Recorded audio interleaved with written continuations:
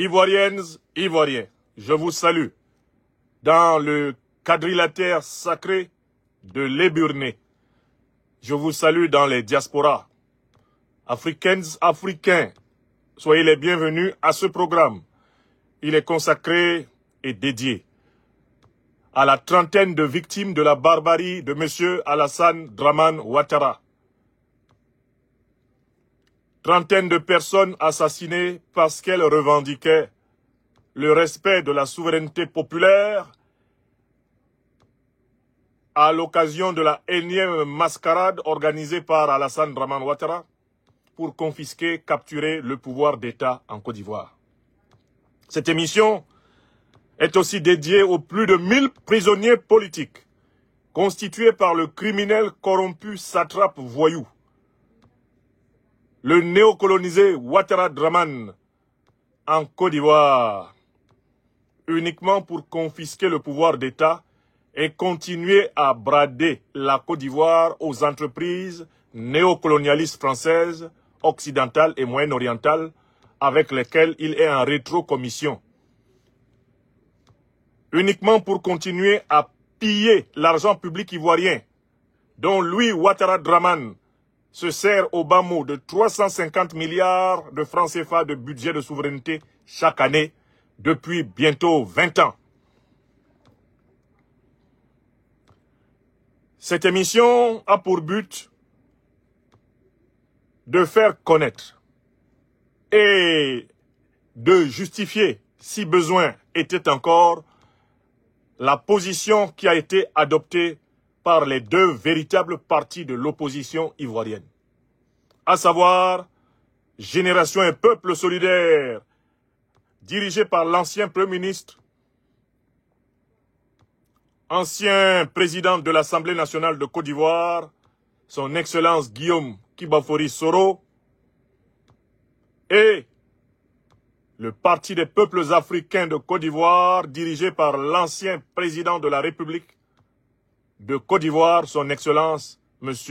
Laurent Koudou-Gbagbo.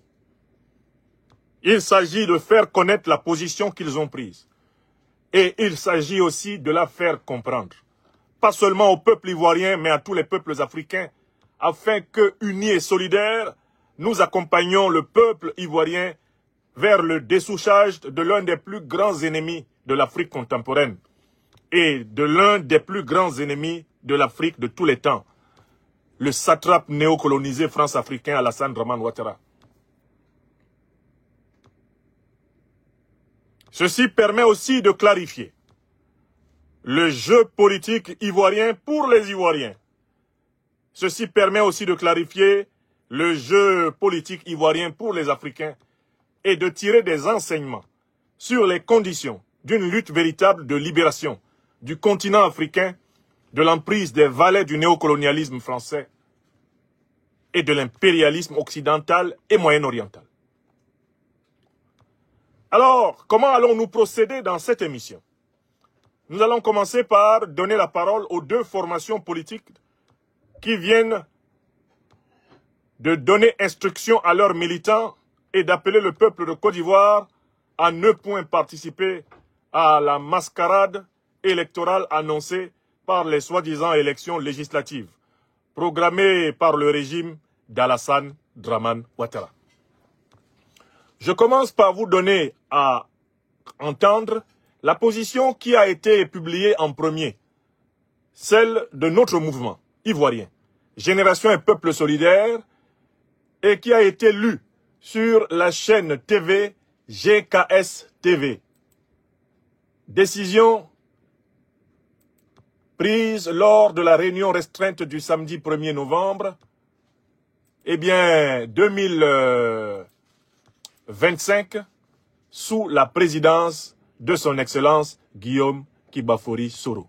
Je vous fais entendre cette décision. Déclaration numéro 017-2025 de Génération et Peuple solidaire GPS relative à la vie de la nation. Le peuple de Côte d'Ivoire face à l'appel de l'histoire.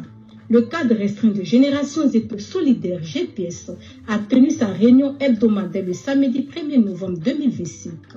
Cette rencontre a essentiellement été consacrée à l'examen de la situation politique de la Côte d'Ivoire après la mascarade électorale du 25 octobre 2025. Suite à cette analyse, le cadre restreint a décidé de publier la déclaration suivante. Ce qui s'est déroulé le 25 octobre 2025 n'était pas une élection. C'est une usurpation de la volonté nationale, une arnaque outrancière, une machination institutionnelle abjecte, vidée de toute serveur démocratique et de tout soutien citoyen. C'est un simulacre cynique de vote, un coup de force politique. Les faits, eux, parlent avec éloquence. Les principaux leaders de l'opposition ont été arbitrairement exclus de la course. Un dispositif de 44 000 éléments des forces de sécurité, appuyé par des centaines de miliciens armés, a été déployé pour intimider et massacrer. Le bilan humain est lourd, au moins 23 morts et des centaines de blessés. Plus de 750 manifestants ont été arrêtés et des dizaines de condamnations arbitraires ont été prononcées selon des procédures d'exception. Le taux de participation réelle est inférieur à 18%, tombant même à 10% dans certaines zones, un chiffre cohérent avec le retrait des cartes d'électeurs, lui-même inférieur à 20%. Pourtant, un score ubuesque, proche de 90%, a été attribué au candidat du RHDP.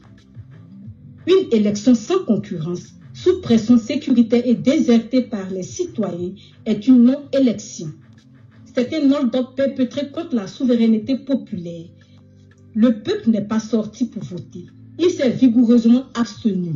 Même dans les bastions du RHDP, l'absence de mobilisation a révélé l'ampleur du régime et de la désaffection populaire. La clairvoyance de GPS, le refus du simulacre.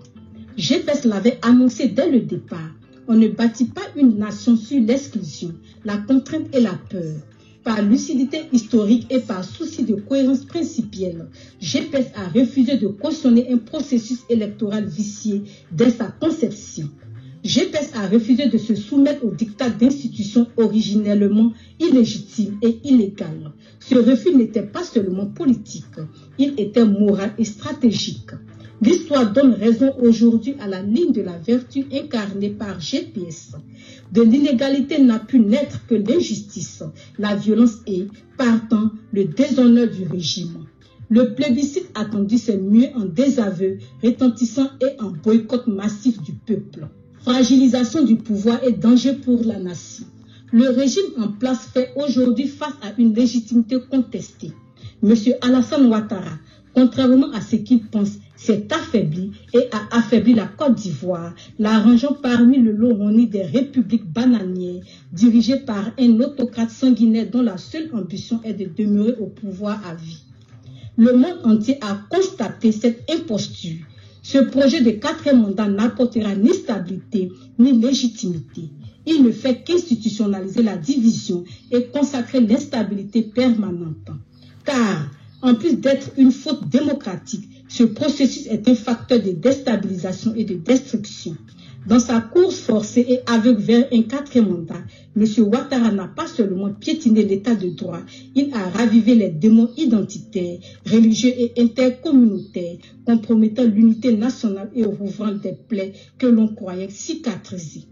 En ordonnant l'usage de milices civiles et en instaurant un climat d'intimidation, il a créé un terreau fertile pour les affrontements, les violences, les destructions de biens et les assassinats. L'instrumentalisation des tensions communautaires est un crime contre la paix civile. Le combat continue. Peuple de Côte d'Ivoire, GPS vous félicite et vous salue pour votre courage exemplaire. Par votre abstention massive, vous avez refusé de cautionner cette forfaiture. Vous avez prouvé votre attachement absolu à la souveraineté populaire. Vous avez dit non au 4e mandat. Même si M. Ouattara a fait proclamer des résultats chimériques pour sa gloire personnelle, la vérité est que jamais le 4e mandat ne sera accordé par le peuple. Et tout n'est pas fini. En réalité, la lutte ne fait que commencer. Le combat contre le 4e mandat doit se poursuivre et s'intensifier dans tous les domaines et à tous les niveaux. Nous appelons à un sursaut moral et politique pour transformer votre attachement à la Constitution et à l'état de droit en mobilisation populaire. Aux forces de l'opposition démocratique, nous rappelons solennellement la gravité de l'heure. L'heure n'est plus aux querelles d'ego, aux agendas cachés, ni aux calculs personnels. Les ambitions individuelles sont des fardeaux, les rivalités partisanes, des trahisons morales envers le peuple. Le peuple de Côte d'Ivoire a joué sa partition avec une dignité et un courage admirables. Mais les forces de l'opposition démocratique ont failli. On ne s'étant pas hissé à la hauteur de cet engagement. Là aussi, tout n'est pas perdu. Il est encore temps pour l'opposition ivoirienne de se ressaisir et de se remobiliser avec méthode. Face à cette dictature qui s'assume, seule l'union sincère et véritable de l'opposition politique peut défendre notre pays. Le peuple de Côte d'Ivoire nous a montré l'exemple. À nous maintenant de nous montrer à la hauteur de ses attentes. Tenons-nous prêts pour une bataille âpre, peut-être longue, mais juste.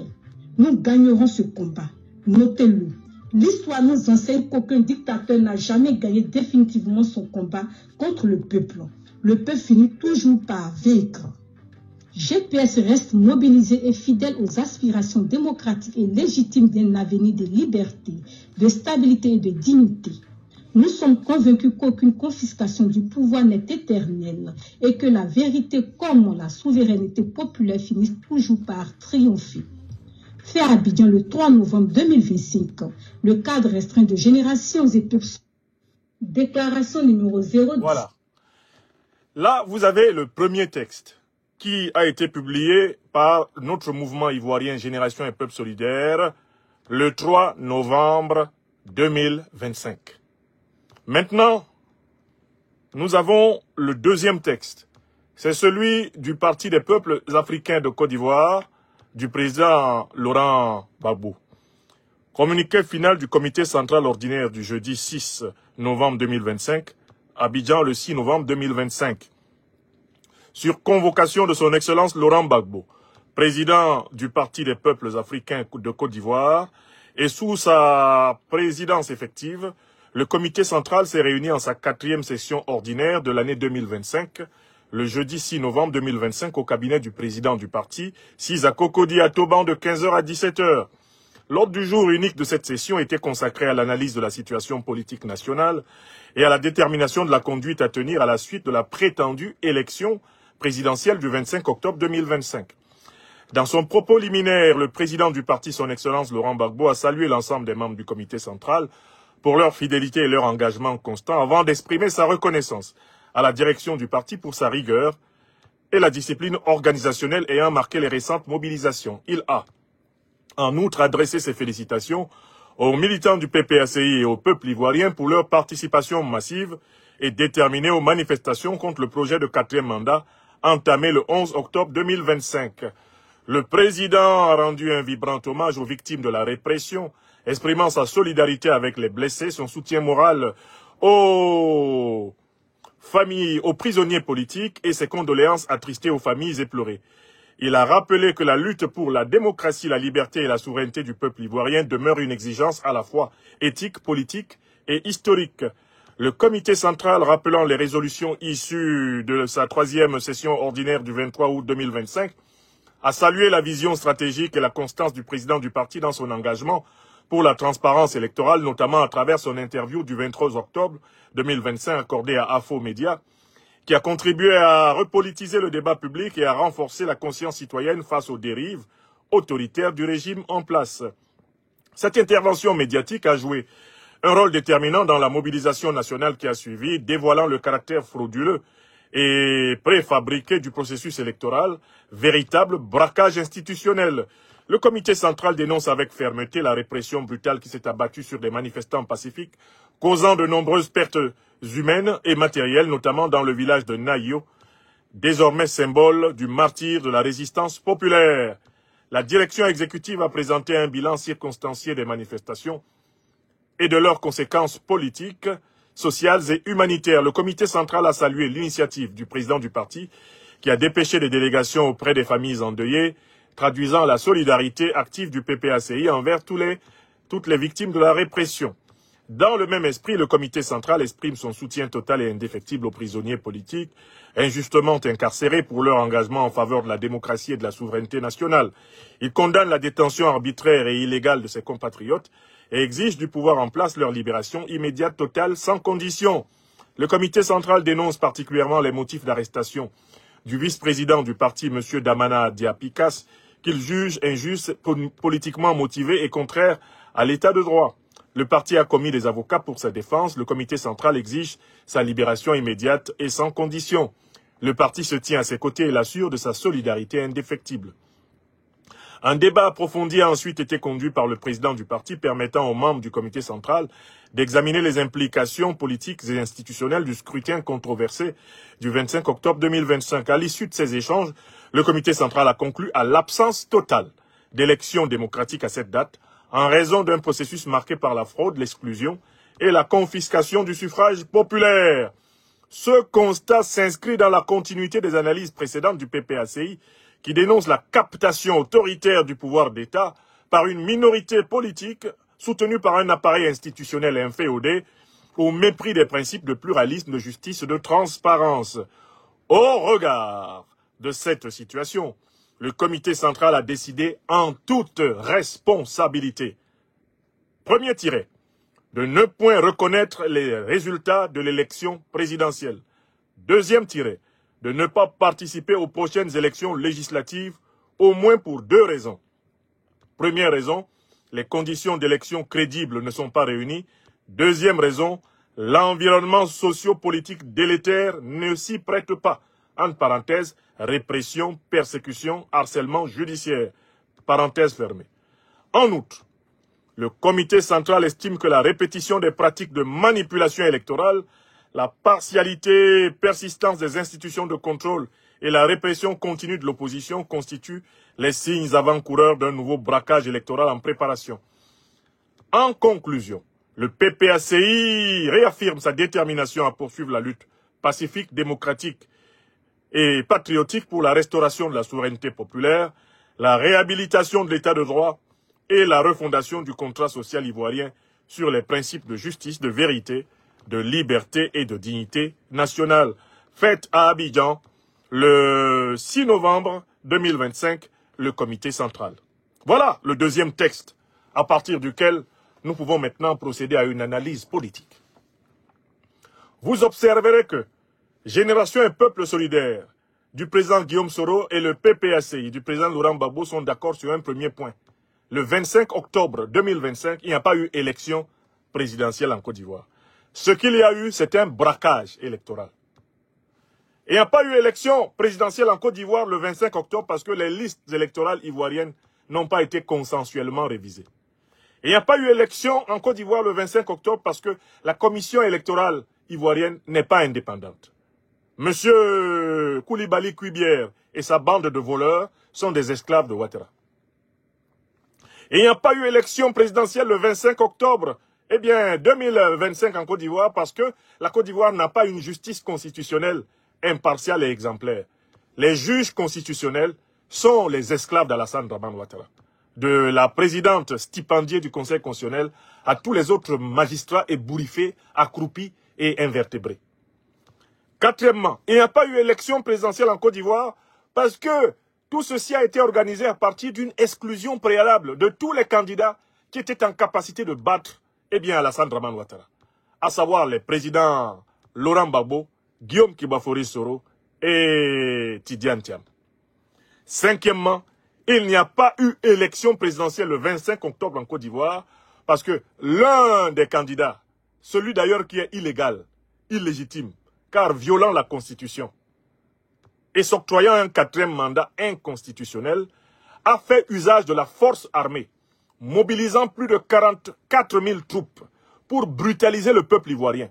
Et il a assassiné 30 personnes en Côte d'Ivoire, en a emprisonné 1000 pour forcer le boulevard vers le pouvoir.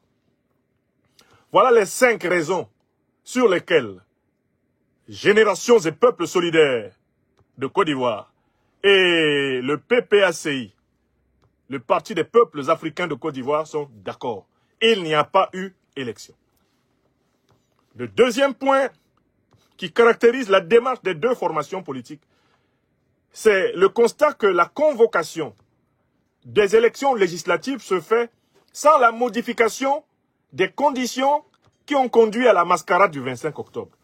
Au contraire, les conditions de la convocation des élections législatives en décembre 2025 par le pouvoir corrompu d'Alassane Dramane Ouattara sont pires que celles de la mascarade du 25 octobre. Pourquoi?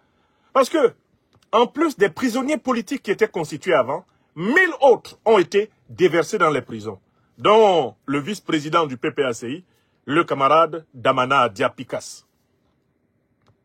30 personnes ont été impunément assassinées par Alassane Ouattara. La Côte d'Ivoire est en deuil. Il est inhumain. Il est indigne. Il est immoral pour une formation politique qui a appelé le peuple ivoirien à la résistance de se permettre de se précipiter vers les misérables strapontins de députés résiduels dans la fraude électorale qu'Alassane Ouattara prépare, alors même que des Ivoiriens sont morts, des familles sont endeuillées, les morts sont encore à la morgue. Il est inhumain, cynique, sadique, satanique de chercher à devenir député pendant que ceux que tu as envoyés résister contre l'injustice pleurent encore leur mort et que les prisons sont remplies de tes propres partisans. Donc, sur ce deuxième point, Génération et Peuple Solidaire et le PPACI sont alignés sur la même longueur d'onde. Les conditions des élections législatives convoquées par la Ouattari dramanienne sont pires que les conditions des élections présidentielles qui ont déjà été rejetées. Celui qui a accepté ce qui était déjà pire ne peut pas reculer lorsque le pire s'empire. Ça, c'est le deuxième argument. Enfin, il y a un troisième argument. Participer dans les conditions imposées par la dictature à ces élections législatives, c'est paradoxalement commettre l'erreur qui n'aurait jamais dû être commise en 2021. Lorsque M. Alassane Dramane Ouattara a perpétré le premier braquage, celui du troisième mandat inconstitutionnel, Génération et Peuple Solidaire avait appelé l'opposition à boycotter les législatives, afin que nous soyons tous rassemblés en Côte d'Ivoire sur une seule ligne. Mobilisation totale pour la chute du pouvoir. Génération et Peuple Solidaire avait expliqué, à l'issue de la crise électorale et pendant la crise post-électorale de 2020, que participer aux élections législatives, c'était paradoxalement donner à Alassane Dramane Ouattara la légitimité qu'il n'avait pas obtenue lors de l'élection présidentielle 2020, volée dans le dos du peuple ivoirien. Ni le PPACI à l'époque, ni le PDCI-RDA, principale formation de l'opposition présente sur le terrain et légale dans les conditions de l'injustice ouattarienne, à l'époque n'avaient écouté GPS. Or, aujourd'hui, moi je me réjouis de constater que le PPACI fait la même analyse que Génération et Peuple Solidaire avait faite depuis 2020. À savoir que pour affronter Alassane Dramane Ouattara, il ne faut pas jouer à son jeu. Il faut être fidèle au peuple et non pas fidèle au poste. Il faut être fidèle au peuple et non pas fidèle aux 1 million d'indemnités de députés qu'on vous verse. Et qui vous permet, vous, individuellement, d'avoir une vie correcte. Pendant que vos électeurs, votre peuple, continuent à descendre aux enfers. Cette fois-ci, le PPACI et Génération et Peuple Solidaire sont d'accord qu'il ne faut pas crédibiliser Alassane Dramane Ouattara en participant à un parlement croupion. Et pourquoi? Parce que on peut faire le bilan des 5 années précédentes où le PDCI-RDA et le PPACI ont été au Parlement. À quoi cela a-t-il servi? L'élection législative de 2021 a été volée par Alassane Ouattara. De toutes les façons, l'opposition n'avait pas au Parlement une majorité qui lui permette de peser sur les lois.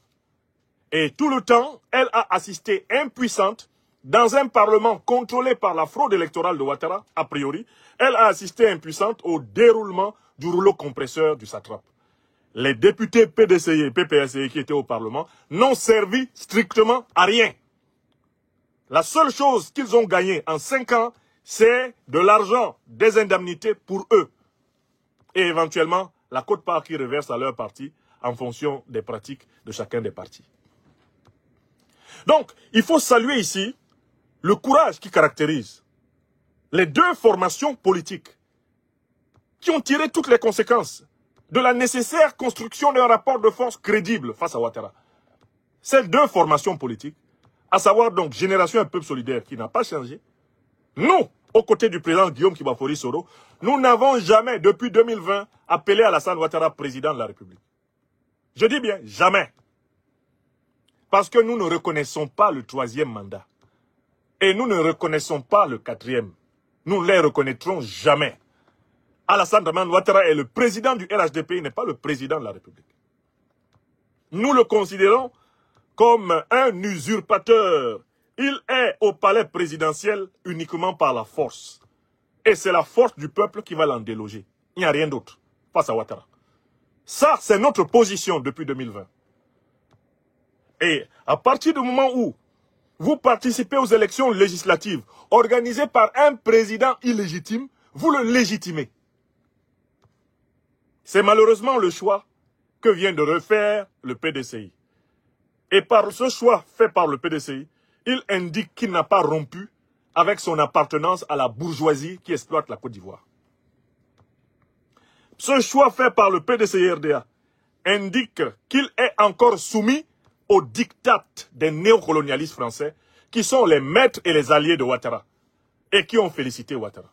Parce que pour que le PDCI-RDA du président Tidjane Thiam, qui a pourtant participé à la première phase du combat, à savoir la résistance contre l'exclusion à l'élection présidentielle, en vienne maintenant à appeler à la participation, c'est parce qu'il considère qu'Alassane Dramane Ouattara est le plus fort, et qu'Alassane Dramane Ouattara est le plus fort parce qu'il est soutenu par la France et les États-Unis. C'est ça l'analyse de Tidjane Thiam. Le PDCI-RDA considère, avec Tidjane Thiam, que ce n'est pas la peine de se retrouver en porte-à-faux avec le néocolonialisme français et l'impérialisme occidental en général, qui sont des soutiens de Ouattara. Tidjane Thiam préfère préserver le soutien au moins d'une partie du néocolonialisme français et de l'impérialisme occidental au détriment du peuple ivoirien qui est en train de pleurer. Plus de 30 personnes assassinées par Ouattara et qui a adhéré au mot d'ordre du Front commun pour combattre Ouattara. Et c'est par là qu'on comprend bien que la véritable contradiction politique qui traverse la Côte d'Ivoire aujourd'hui, c'est la contradiction entre les héritiers du néocolonialisme et les pourfendeurs du néocolonialisme. La véritable contradiction politique oppose les héritiers de la France-Afrique et les adversaires de la France-Afrique. Nous, Génération et Peuple Solidaire, formation de la gauche panafricaine et révolutionnaire, par notre attitude, depuis 2020, face à Ouattara, nous nous inscrivons dans le panafricanisme révolutionnaire. Nous nous inscrivons dans une logique de souveraineté, de libération totale de la Côte d'Ivoire, non seulement d'Alassane Dramane Ouattara, mais de ses maîtres, à savoir les néocolonialistes français et les impérialistes occidentaux. Le PPACI, par la position logique et cohérente qu'il adopte en cette année 2025, rejoint ses fondamentaux. Le président Laurent Gbagbo est issu de la gauche panafricaine révolutionnaire. Et en tant que tel, son parti ne pouvait pas continuer en cette année 2025 à cautionner Ouattara par la participation législative sans renoncer par là même à son ADN. La situation politique ivoirienne est désormais clarifiée. Il y a d'une part le bloc pro-néocolonialiste français, le bloc pro-impérialiste, le bloc en réalité soumis à l'impérium occidental. Ce bloc désormais est constitué du RHDP de Ouattara Dramane et du PDCI-RDA de Tidjane Thiam.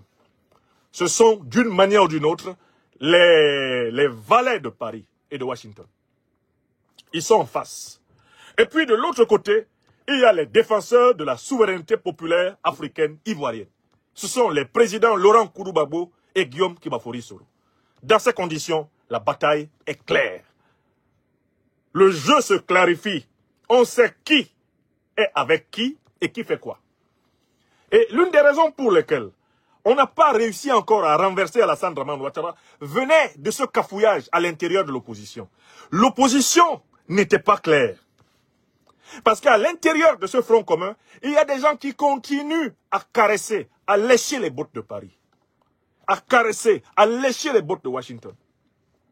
Voilà pourquoi la mobilisation populaire n'était pas compacte, elle n'était pas cohérente. Parce qu'il y a des gens qui doutent de la nécessité de mettre fin au pouvoir de Ouattara. Parce qu'ils ont les mêmes maîtres que Ouattara. Ils peuvent ne pas être d'accord avec les méthodes de Ouattara, mais ils ont les mêmes maîtres que lui. Pour les présidents, Laurent Koudou-Gbagbo et Guillaume Kibafori Soro, le maître, c'est le peuple de Côte d'Ivoire.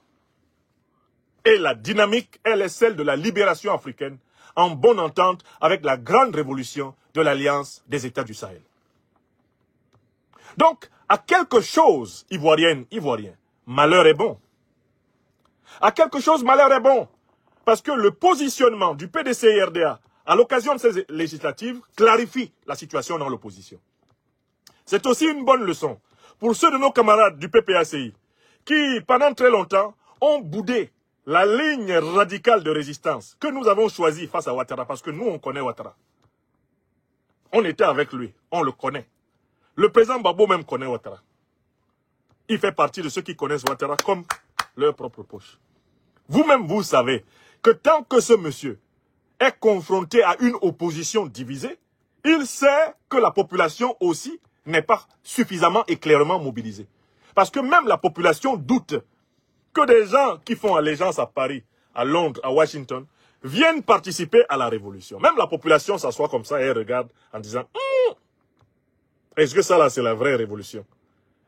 On a cru à un moment donné que le véritable front commun en Côte d'Ivoire, c'était le front commun entre le PDCI et le PPACI. Camarades du PPACI, vous avez bien vu qui est dans le véritable front commun avec vous.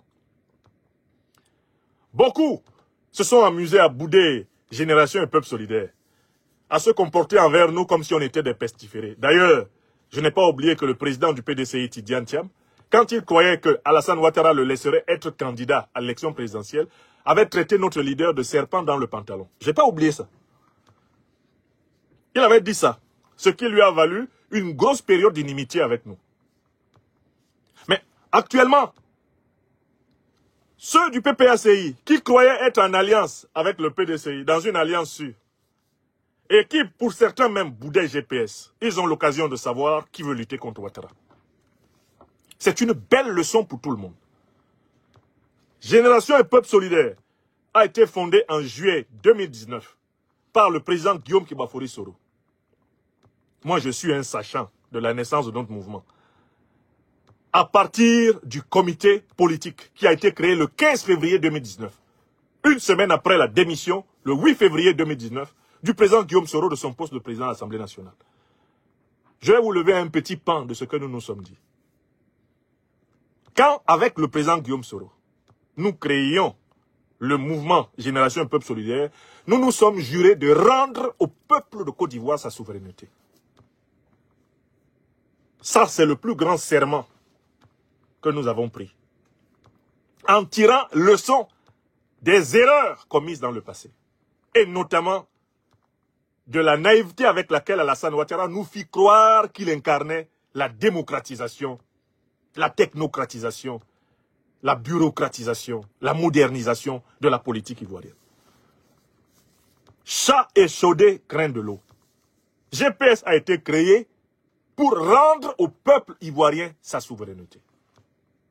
Ça là, on a juré que jamais plus, si nous, aux côtés du président Guillaume Soro, on arrive au pouvoir en Côte d'Ivoire, jamais plus de prépondérance de la France dans nos affaires. Jamais plus de prépondérance d'une puissance étrangère dans nos affaires. La souveraineté, ça va être le point 1 de l'action politique. Je dis bien le point 1. Donc, à partir du moment où c'est cette décision que nous avons prise, nous sommes restés cohérents depuis que le mouvement est né. Le président Guillaume Soro est resté cohérent depuis que le mouvement est né. Aucun cadeau à Ouattara. Alassane Ouattara, bien sûr, c'est un démon multisectoriel. Qu'est-ce qu'il n'a pas fait pour essayer de nous reprendre dans sa nasse? Quel genre de Missi Dominici il n'a pas mis en chemin pour essayer d'endormir Guillaume Kibafori Soro? Nous, les compagnons fidèles et loyaux du président Guillaume Kibafori Soro, nous savons qu'à la première occasion qu'Alassane Ouattara aurait de tuer le président Guillaume Soro, ou n'importe lequel d'entre nous, il le fera. Nous avons rompu tout rêve de confiance envers Alassane Dramane Ouattara. Jamais plus nous n'allons confier à Alassane Dramane Ouattara notre sécurité. Jamais. Le président Guillaume Soro le sait. Il peut me demander ça le matin, à midi, à minuit, le soir. Je lui répondrai toujours la même chose. Président, je vous déconseille formellement, mais je vous déconseille complètement de tolérer qu'un seul jour encore de votre vie. Vous soyez sous la protection de forces tenues par Alassane Ouattara. Il vaut mieux qu'on meure tous en exil, qu'on ne remette plus jamais les pieds en Côte d'Ivoire, que de confier nos vies à ce serpent absolu de Ouattara Dramane. Donc nous, notre position, elle est radicale. Hein. Nous sommes pour la chute du régime d'Alassane Dramane Ouattara. Et il ne faut pas que ce soit une chute qu'on attribue à un individu. Parce que c'est trop facile en Côte d'Ivoire de toujours vouloir que c'est elle qui le fasse. C'est nous, en tant que peuple africain de Côte d'Ivoire, qui devons prendre le pouvoir. C'est unis et solidaires, dans un mouvement de libération, en communion, qu'on doit faire tomber Ouattara. Il ne faut pas que, quand il va tomber, on dise non, vraiment, il est tombé parce que tel a été très méchant envers lui. Bon, toi, tu as été très méchant dans ta manière de faire tomber Ouattara. Donc, va t'asseoir au banc de touche, puis on va voir après. Non, non, non, nous tous, on va être très méchants envers lui. Parce qu'il est très méchant envers le peuple ivoirien. Il est très méchant envers le peuple ivoirien, Alassane Dramane Ouattara. Extrêmement méchant.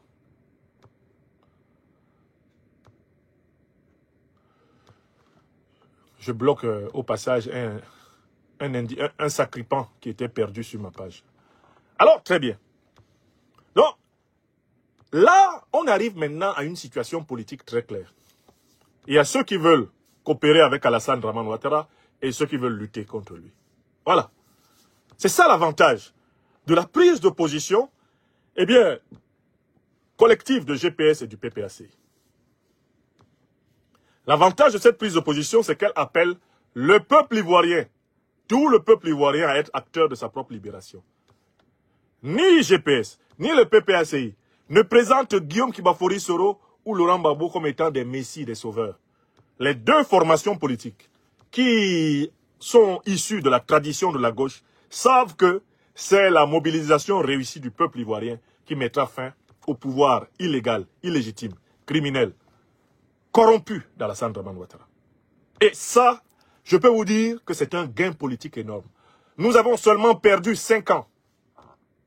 Parce que la décision que vient de prendre le PPACI, et qui est la même que celle qu'a annoncée le 3 novembre, Génération et Peuple Solidaire, nous aurions dû la prendre en 2021. Si nous l'avions prise en 2021, tous ensemble, la période qui est entre 2021 et 2025 aurait déjà été consacrée à la lutte contre le régime d'Alassane Ouattara, à la lutte populaire. Nous avons perdu du temps parce que l'opposition s'est fissurée. Nous avons perdu du temps parce qu'à un moment donné, le PDCIRDA a fait croire au PPACI qu'il était un allié pour la vie. Or, vous avez bien vu, la décision que vient de prendre le PDCIRDA, elle est typique des partis bourgeois. Eux, ils ont beaucoup de mal à vivre sans profiter des fastes et des bonheurs de l'appareil d'État. Il leur faut systématiquement, d'une manière ou d'une autre, manger dans l'argent public. Ils ne supportent pas la traversée du désert. Chose à laquelle nous autres, compagnons du leader Guillaume Kibafori Soro en Côte d'Ivoire, nous sommes rompus à ça. Nous pouvons vivre dans les palais les plus fastes, comme dans les chaumières les plus, les plus frustes. Oui, avec Guillaume Kibafori Soro, nous pouvons vivre dans les palais les plus fastes et les plus opulents, comme dans les chaumières les plus humbles et les plus modestes et les plus frustes. Parce que l'important pour nous, c'est d'inscrire notre nom dans la construction de la grande histoire de la communauté africaine. Là, vous voyez, qu'est devenu le Front commun? Que sont devenus les vœux pieux? Que pendant la résistance contre la présidentielle tronquée, le PDCRDA et le PPACI partageaient? Qu'est devenue leur alliance qui paraissait une molécule extraordinaire? Finalement, c'est GPS, et le PPACI qui demeurent au combat. Pendant que les autres ont rapidement, et ça c'est un réflexe de bourgeois compradors, déposé les armes au pied de l'autel et ils veulent aller avoir leur part, eh bien, de la mangeoire de l'Assemblée nationale, comme ils l'ont fait en 2021. Le peuple de Côte d'Ivoire ne doit pas perdre espoir.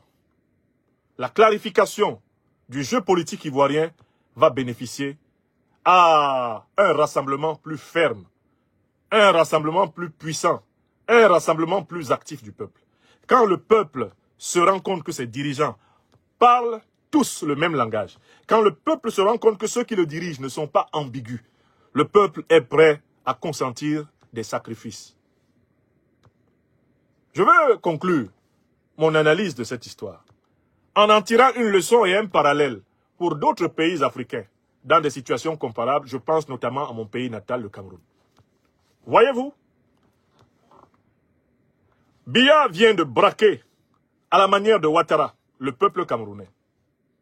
Il s'autoproclame président du Cameroun pour un 8e mandat complètement ubuesque, sur la base d'une mascarade électorale, d'une non-élection du 12 octobre.